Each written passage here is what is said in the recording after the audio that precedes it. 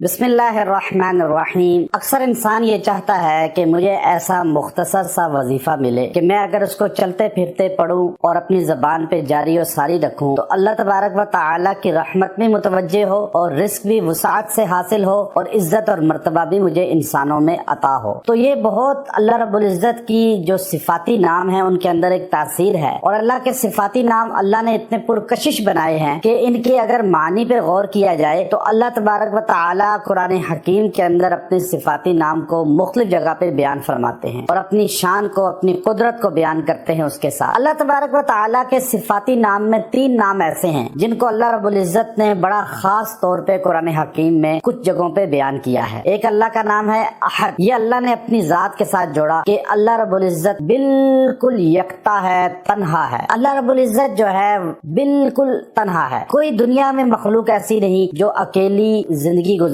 سکے سکون کے ساتھ۔ اللہ نے ہر ایک کا جوڑا بنایا اور اللہ نے خود فرمایا کہ میں نے جوڑے بنائے ہیں، لیکن اللہ نے اپنی ذات کے ساتھ احد کا لفظ بولا کہ قل هو اللہ احد۔ اللہ نے فرمایا کہ میں بالکل ایک ہوں، یعنی کوئی اللہ کو دوسرے کی ضرورت ہی نہیں ہے، جوڑے کی ضرورت ہی نہیں ہے، یہ اللہ کی ذات کی خصوصیت ہے۔ تو اللہ احد ہے، ایک اللہ کا نام ہے احد۔ پھر دوسرا اللہ کی ایک صفت ہے جو بے نیاز ہے، صمد۔ اللہ نے سورہ اخلاص کے اندر بیان کی، اللہ نے فرمایا کہ دنیا میں کوئی مخلوق بے نیاز نہیں ہے، ہر ایک کو ضرورت ہے دوسرے کی، ہر ایک کسی نہ کسی درجے میں، چاہے وہ مجازی طور پہ محتاجی ہو، کسی نہ کسی کی محتاجی ہوتی ہے، لیکن اللہ کو کسی کی محتاجی نہیں۔ اللہ کو کسی انسان، کسی فرشتے، کسی جن، کسی مخلوق کی ضرورت نہیں۔ اللہ کی ذات ہر مخلوق کے ہونے سے بھی بے نیاز ہے، نہ ہونے سے بھی بے نیاز ہے۔ اللہ رب العزت کا ذکر کوئی کرے اللہ پھر بھی بے نیاز ہے، ذکر نہ کرے پھر بھی بے نیاز ہے۔ اللہ کی شان تو ہے ہی عرفہ، تو اس لیے اللہ کی دوسری صفت ہے صمد، ایک احد ایک صمد۔ پھر اللہ رب العزت کی ایک صفت ہے وہاب، انک انت الوہاب، قرآن نے بیان کیا۔ اب وہ وہاب صفت اللہ کی اتنی بڑی ہے کہ اللہ دینے والا ہے، اللہ عطا کرنے والا ہے، اور اللہ پسند کرتا ہے کہ لوگ اس سے مانگے، مخلوق اس سے مانگے اور وہ دے، چونکہ اللہ کی صفت ہے دینا۔ نبی علیہ السلام نے فرمایا انا قاسم، میں تو تقسیم کرنے والا ہوں، دینے والا اللہ ہے۔ انتم الفقراء واللہ الغنی، تم سارے فقیر ہو، وہ غنی بے نیاز ذات ہے۔ تو اللہ تبارک و تعالیٰ دینے والا ہے، اللہ کو مانگنے سے خوشی ہوتی ہے، مخلوق کے سامنے ہاتھ پھیلائیں سوال کریں وہ ناراض ہوتے ہیں، اللہ رب العزت خوش ہوتے ہیں۔ تو اللہ کے یہ 3 نام ہیں، احد، صمد، وہاب۔ آپ یہ 3 نام کو کثرت سے چلتے پھرتے پڑھیں، بغیر گنتی کے پڑھ لیں، گنتی کے ساتھ پڑھنا چاہیں تو روزانہ 300 مرتبہ اس کو پڑھیں، اور اگر بغیر گنتی کے چلتے پھرتے پڑھتے رہیں یا